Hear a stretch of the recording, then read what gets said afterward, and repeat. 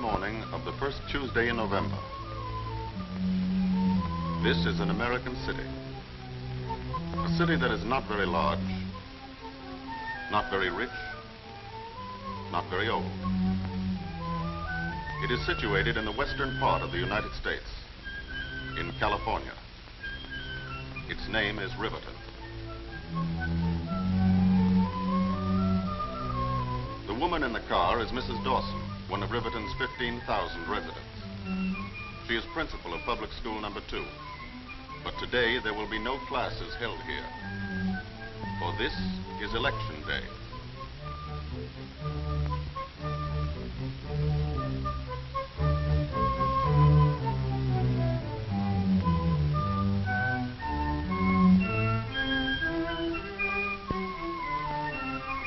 This classroom is one of the 130,000 places the country over in which American citizens are going to cast their votes today. This is the table where the voters' names will be checked. The locked ballot box and the polling booth. Here it is, in the privacy of this curtained space, that the American voters every 4 years, on the first Tuesday after the first Monday in November, choose their national government. Here come Mrs. Dawson's colleagues on the election board of Riverton's 7th Precinct, each representing one of the major political parties. Mr. Schwartz is a Republican who works for the streetcar company. Mrs. Abernathy is a housewife and a Democrat. Mrs. Dawson is chairman. They've all known one another for years.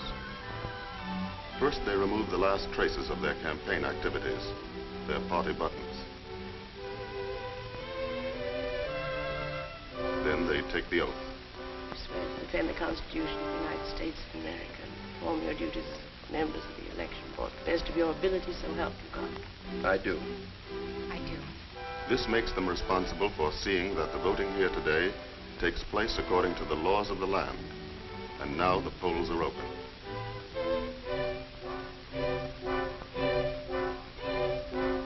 Here comes the first voter. No wonder he's first. He's been up since 4 o'clock delivering milk. Oh, yeah. Good morning, everybody. How fine. You're the very first one. Right on the dot. Always like to vote early. Gives the Republicans a temporary lead. Here's your ballot, Bill. Thanks. Right in there.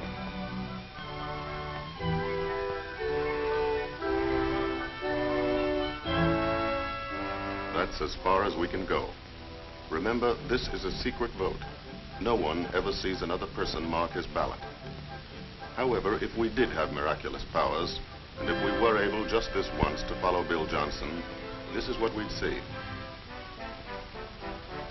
He votes first for the chief executives, the President and Vice President of the United States. Next, he votes for a senator from his state, then a representative from his district. This man is casting his vote for a government of his own choosing under the Constitution of the United States.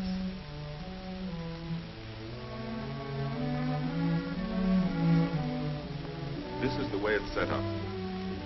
There are 3 branches of the United States government. The executive branch, or president, the legislative branch, or Congress, and the judicial branch, or Supreme Court. The duties of each branch are established in the Constitution. Let's see how they work. The president is the executive head of the nation. He initiates all important policies, such as treaties with other governments and the conduct of national affairs. He is the commander-in-chief of the Army and the Navy, an important consideration in a wartime election. The vice president is the president's legal successor. The president keeps him informed on matters of state and policy. The vice president, by custom, sits as a member of the president's cabinet.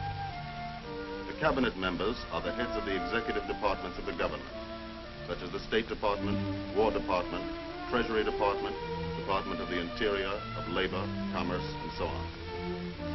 The Cabinet advises the President on matters of policy. The powers of the President and his helpers are limited, for this is a government not of men, but of laws, based upon the Constitution. Congress makes the laws. It is a parliament which, unlike many democratic parliaments, has no direct connection with the executive branch. This branch of the government is made up of two houses, the Senate and the House of Representatives. A law may originate in either house, but must be approved by both of them. When a bill is passed by both houses, it is sent to the President. If the President also approves the bill, he signs it. It then becomes law. The President may veto a bill passed by the Congress. But Congress may still, by a 2/3 majority, make the bill law.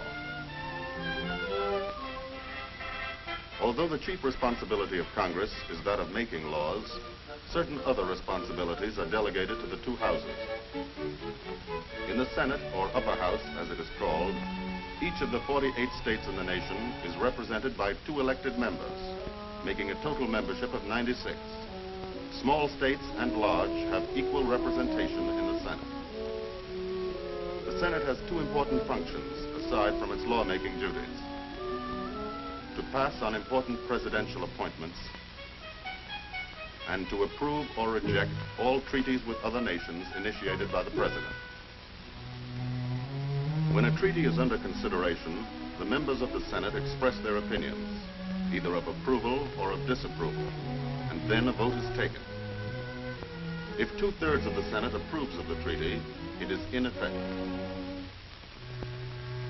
In the House of Representatives, or lower house, each of the 48 states is represented in proportion to its population. The more populous of the states have the greater number of members in the House of Representatives.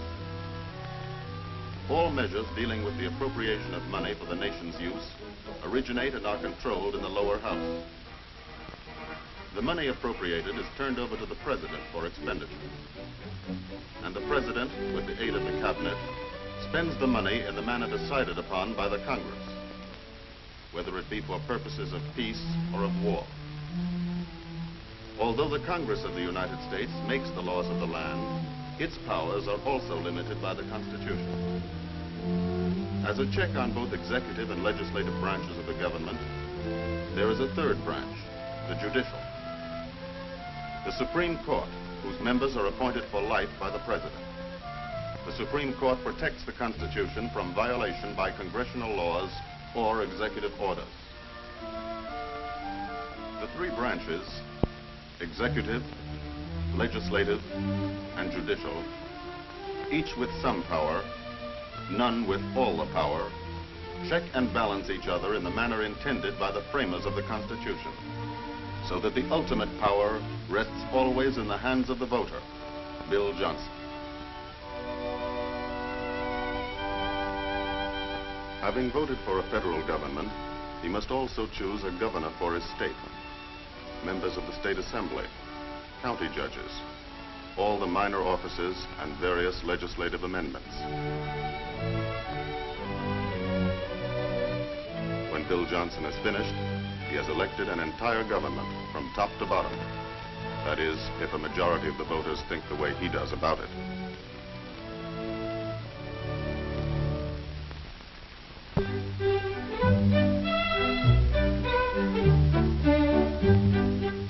It's not only here in Riverton that the voting is heavy today. All over the country, people are conscious of the momentous issues facing their nation and the world.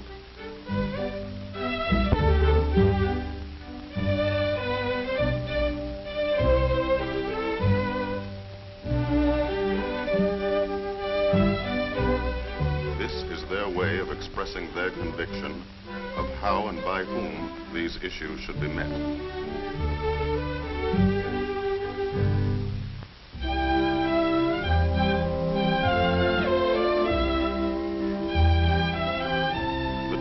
Presidential candidates vote like all the other citizens. One of them in New York City describes himself as a lawyer. The other, up in the country where his home is, gives his occupation as farmer. For those who cannot come to the polls, an absentee ballot is provided, and the voting is supervised by the local notary. This is the same kind of ballot that in this wartime election is sent to members of the armed forces at home and abroad.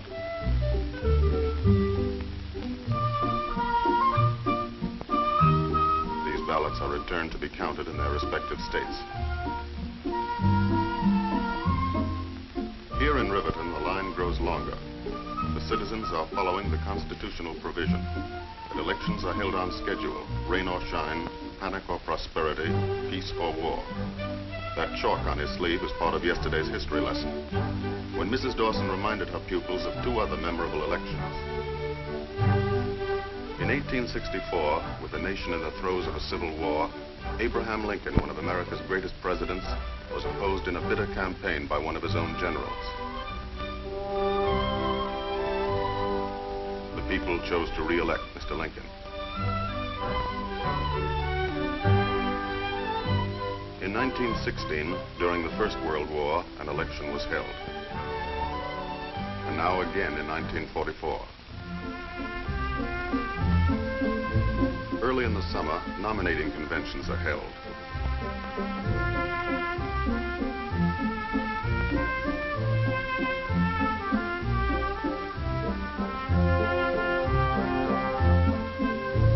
At these traditionally noisy political jamborees, the chosen delegates of each major party meet to select a candidate for the presidency and the vice presidency of the United States.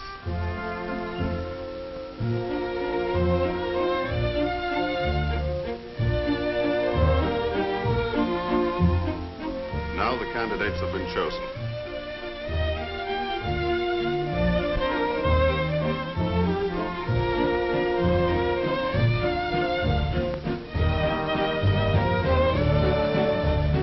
And the campaign is on, from president to local sheriff. For 3 months, all through the late summer and fall, wherever people come together, issues and men are discussed and argued about. Some feel that this isn't altogether a good thing, that a lot of time and energy are wasted this way. It may be, but that's the way Americans like to do it. They like to feel everybody has a right to speak and is interested enough to do it. Even the small fry. Every attempt is made by all parties to influence the people's thinking.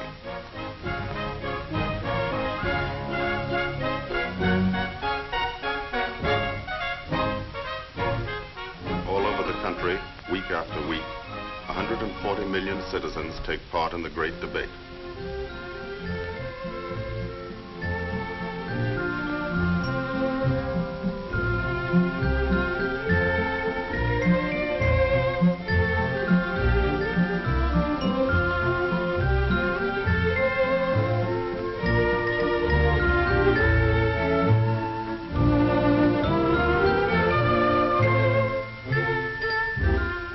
Professional and civic groups endorse one candidate or the other. For the first time in American history, organized labor takes an active part in the campaign.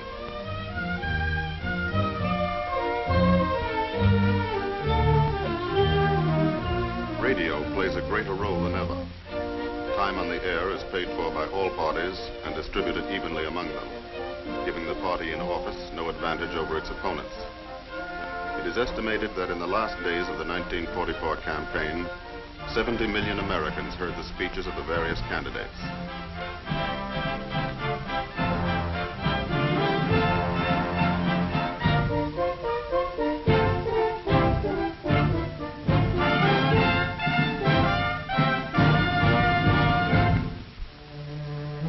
Now all that is over, the heat and excitement. The votes are cast, and Americans have agreed to accept the will of the majority, whatever it may be. Apparently, even the younger generation has declared peace.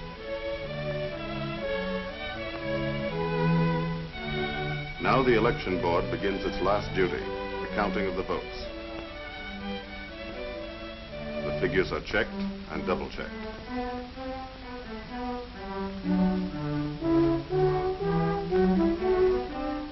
Then they are telephoned to headquarters.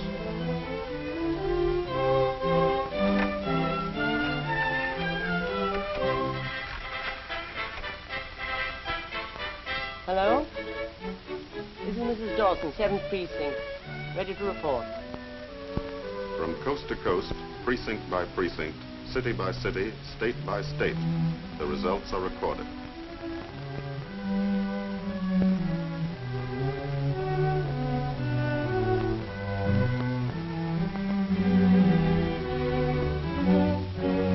All over America tonight, the people are waiting to learn whom they have chosen to govern them for the next 4 years.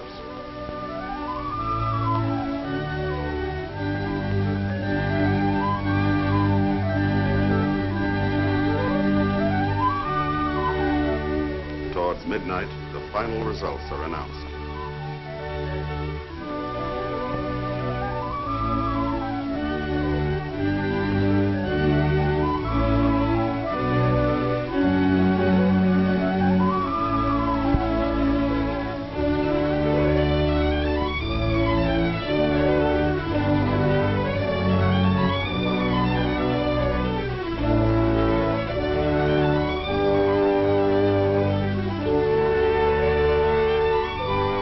A nation of 140 million has elected a government.